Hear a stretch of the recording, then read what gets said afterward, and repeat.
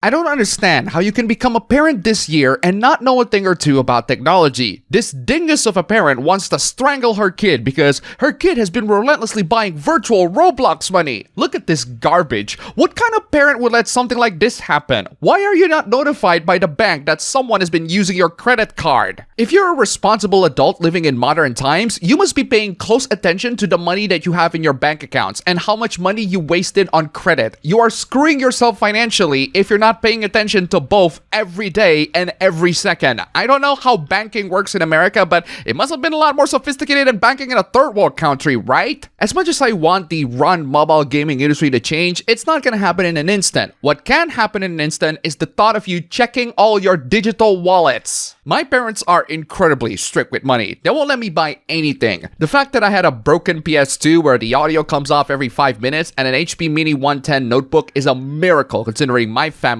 prior conditions. Back in the day, I used to play a lot of those flash games, gamehouse games, and I sailed the seas to get the retro PC games. Nowadays, I have a job. I have a work to do. I don't play games as often as I wanted to. And even if I have free time, games just don't really impress me anymore. My standards are higher. If you want to impress me, the games must be amazing. Ironically, I am more intrigued with simple games like Sudoku or Solitaire. Those games have simple rules. They work my brain. They can run on my phones. And they don't need high-end processors. Sometimes, simple games are all I need to get through the day without boredom. I'm starting to feel like I'm getting too old for this. The point is, as an adult and especially a parent, you handle your own finances. You don't want to have your kids or even you wasting money on useless in-app purchases, unused subscriptions, or broken peripherals. This gamer is not lucky. They said they have stage 2 stick drift, which is not really a stick drift, and more like a left analog stick sticking and refusing to go back to the center. Yeah, this is common for cheaply made controllers, but I didn't think that a modern Xbox controller would have this issue. I did have an Xbox One controller, but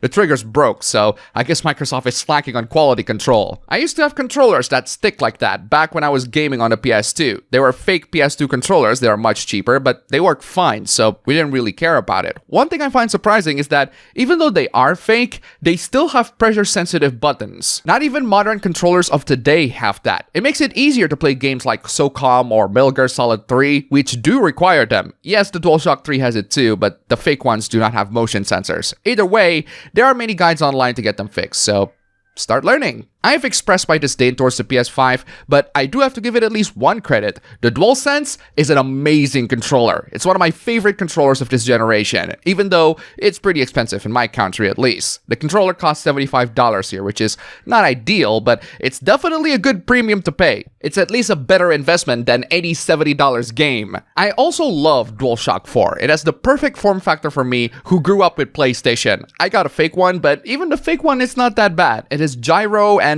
they only cost around $20 here in Indonesia. So good for you, PlayStation. Your controllers are awesome, but your games are just pathetic. I'm just saying, because I've been using the controller to play some Switch games on the PC. PlayStation games are on the PC now, so might as well get one of their hardware for the PC too, right? Speaking of playing games on the PC, check out this absolute nonsense. Ubisoft has a history of terrible PC ports. The latest news of their upcoming game Star Wars Outlaws reveals that you would need an RTX 3060 Ti to run the game at 720p. That's right, 720p on an RTX 3060 Ti. That's like saying this PS3 game with PSD graphics require a PS5 to run. Modern AAA titles are gonna skimp on proper optimization in favor of using upscaling tech like DLSS or FSR. The game renders at a lower resolution like 720p, but the GPU uses AI to upscale it to the intended resolution like 1080p without losing performance. The problem is, upscaling from 720p to 1080p doesn't yield good results. Basically, great performance,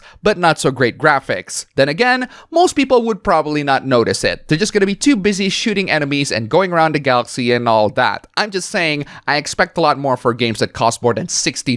720p upscale resolution on a AAA game is just stupid. Speaking of low resolution graphics, PSP is pretty low res, and thankfully, most of the games there are playable in most modern phones these days. The PlayStation Portable is such an old console that you can run it on modern smartphones through the PPS-SPP emulator. I played through Trails from Zero and 2 Azure with fan translation. I played Persona 1, 2 Innocent Sin, 2 Eternal Punishment with the translation patch, and 3 Portable on my phone. This person is on the right track playing Persona 1 Portable, playable. Unfortunately, the guy played the game like an utter moron. Seriously, why do you keep bumping into walls? Then this person had the temerity to say that Persona 1 has the worst gameplay and controls in the whole series. Why are people defending this? Maybe because you're a noob. Go play an actually good RPG series like Mario and Luigi. Hey, I love Mario and Luigi too, but don't drag that serious when you're here being an utter scrub playing the game that you said had the worst gameplay. I love how you regretted that decision. It just shows your JRPG bias. JRPG bad, JRPG with Mario good. Maybe get good playing the game first before throwing your punches. Moving on from stupid noobs playing games the wrong way, we have one gacha hoopla in the form of Wuthering Waves. I swear Wuthering Waves is on the run with Blue Archive for dethroning Hoyo hooplas. This game does not need more children. Stop pandering to Blue Archive players. I mean, if you confuse Blue Archive characters to real-life children, that's entirely on you. They're fictional characters. There is no viable argument for putting children as playable characters in games marketed for adults. There's no viable argument for the opposite either. They're fictional characters. They're not affecting the real world. There is a disgusting subset of humans who will take said characters and insert them into sexualized situations that children should never be depicted in. Oh no, people make Rule 34s of fictional characters. How horrible. Rule 34s have existed for decades now. Most child predators come from people that enjoy real children, not fictional characters. Most murderers don't play video games, and most people that play games are not murderers. They should be shunned out of every community they try to insert themselves into.